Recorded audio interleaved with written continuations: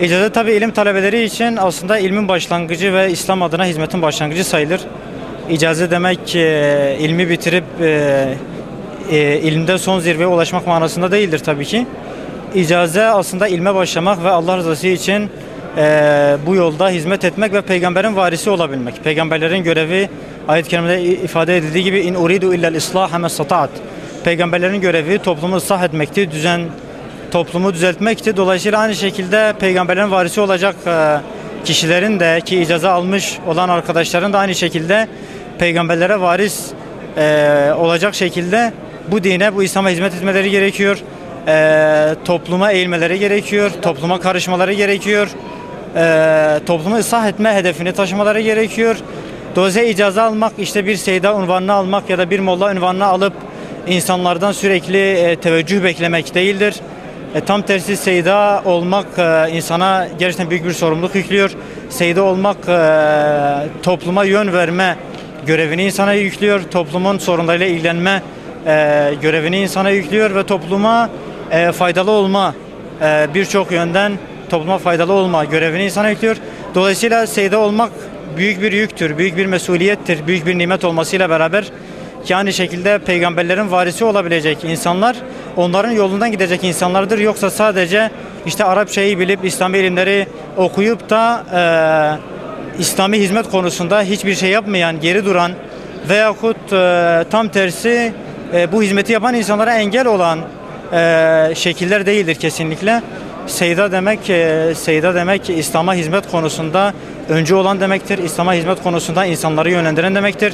İnsanları İslami konuda bilinçlendiren demektir. Onlara yön veren ve yol veren demektir. İnşallah Allahu Teala bu icazeyi alan değerli öğrencilerimizi inşallah peygamberlerin varisi olacak duruma ve seviyeye getirir. Allah-u Teala inşallah bu icazeleri devam ettirir ve bu icazeyi alan kişilerden topluma yön veren ve toplumu ıslah eden insanlar çıkartır. Allah-u Teala hepinizden razı olsun inşallah. Teşekkür ediyorum. Evet, malumdur bu ilmi okuyan medrese tahsili yüzyıllardır bölgemizde olan bir ilimdir. Belli bir dönem belki inkitaya uğradı. Cumhuriyetin özellikle ilk yıllarında 28 Şubat dönemlerinde belli bir dönemle inkitaya uğradı ve bunlar kesintiye uğrandı. Çok böyle gizli mekanlarda, gizli yerde okunmaya çalışıldı bu ilim tahsili. Oysa ki malumdur o dönemki iktidar da dahi bunu bilseydi bunu yasaklama yoluna gidemezlerdi. Gitmemeleri gerekirdi normalde. Zira bu ilmin okunması, böyle alim insan yetişmesi toplumun ıslahı demektir. Malumdur alimler Allah Resulü sallallahu aleyhi ve sellem hadisi rivayetiyle varislerdir. Allah Resulü'ne varistirler. O anlamda hakikaten bir nübüvvet kurumunun bir devamı diyelim. İlmi anlamda bir devamı diyelim. Onu sürdürüyor. O geleneği sürdürüyorlar. Malum siz de şimdi içeride şahit oldunuz. İcaze okunduğu zaman verilen seydadan başlayıp ta Efendimiz sallallahu aleyhi ve selleme gidene kadar bu silsile tek tek seyda zikredilerek Efendimiz'e ulaşana kadar bu zikredildi. Şimdi bu konuya vakıf olmayan belki dostlar olur. Bu icaze ne anlama gelir? Bu merasim ne anlama geliyor? Onu biraz açmak gerekirse icazet töreni şu anda alan 10 kardeşimiz, 10 arkadaşımız. Biz de Darül İlim Derneği olarak tabii katkı sağlayacak. Beraber bu organizasyonda yer aldık. Gavsi Geylani Cami Yapma Derneği ile beraber. Biz de burada yer aldık. Bu arkadaşlarımız standart daha geçmişte okunan 10 senelik ilmi 5 senede yani bunu yarıya indirerek yani bütün İslami ilime diyeceğim 12 ilim meşhurdur toplum arasında. Elmi doza ilim diyorlar ya 12 ilim onu bitirdiler. Yani hadisi, tefsiri, fıkhı, mantıkı, bedi'i, beyanı, istiareyi, akadı, usulleriyle beraber bunu hepsi tahsil etti 5 sene zarfında hani hakikaten çok kısa bir zaman zarfıdır. Eski dönemlerde baktığımız zaman bu ilim 10 senede okunabiliyordu. Bunlar ise 5 senede bitirildi ve bu kardeşlerim inşallah mezun oldular. Onlar da bir yer açıp bir mekan açıp o mekanda müderrislik yapacak kapasitededirler yani. Şu anda seydalarıyla inşallah icaze aldıktan sonra o seydanın ona verdiği o icaze malumatı icaze verilirken bu şartla bu ilme hizmet amacıyla veriliyor bu icaze. Bu 10 kardeşimiz de bu ilmi kervana katılmış olacaklardı. İnşallah onlar da bir mekanlarda, bazı medreselerde, derneklerde, vakıflarda bunlara ders verecekler. Şeye gelecek olursak katılma maşallah elhamdülillah ciddi bir katılım sağlandı icazet törenine. Ciddi bir rağbet vardı. Bölgenin uleması buradaydı. Bölgenin kanaat önderleri buradaydı. Bazı diğer siyasi temsilciler buradaydılar. Onlar da katılmışlardı. Katılım çok iyiydi. Yani hani bir açık hava mitingi değildi. Özel mekanda düzenlenmiş bir icazet töreniydi.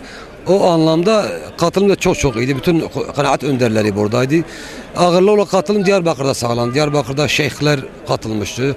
Ulema katıldı, seydalar katıldı, müderrisler katıldı, imamlar katıldı ve bununla beraber bölgenin hakikaten bu işe emek veren, yani belki bu işin maddi maddi finansmanı sağlayan, destek veren o bağışçı kardeşlerimiz de hepsi burada hazır bulundu. Bu anlamda çok güzel bir tören oldu. Çok iyi bir tören oldu. İnşallah bu törenler devam eder bu şekilde. Bu kayıtlı kalmaz da burayla sınırlı kalmaz da başka mekanlarda, başka yerlerde inşallah bu devam eder. Alimin toplumdaki önemi, yani alim topluma yön verirse bunun nasıl yani etkileri oluyor, yön vermesi? Şimdi malumdur, biz geçmişe baktığımız zaman hani ulemanın bölgemizde güçlü olduğu dönemlere baktığımız zaman bölgede insanlarımız bütün sorunlarını, bütün sıkıntılarını, yani eşiyle arasındaki sıkıntı, ben de yetiştim hatırlıyorum onu, eşiyle arasındaki sıkıntı da alime götürüyorlardı. Yani o köyde, o mahallede, o semte, o binada oturan alim insanlara götürüyor ve bütün yani sorunların çözüm mahalli alimlerdi. Çözüm mekanı alimlerdi. Çözüm merceği alimlerdi. Alimler bu sıkıntıları gideriyordu. Bir de şu noktayı da güzel kaçırmamak lazım. Yani bu sosyal anlamıyla muttaki bir şahsın yetişmesi, takvali bir şahsın yetişmesi bu geleneğin, bu ulema geleneğin devamına bağlıdır.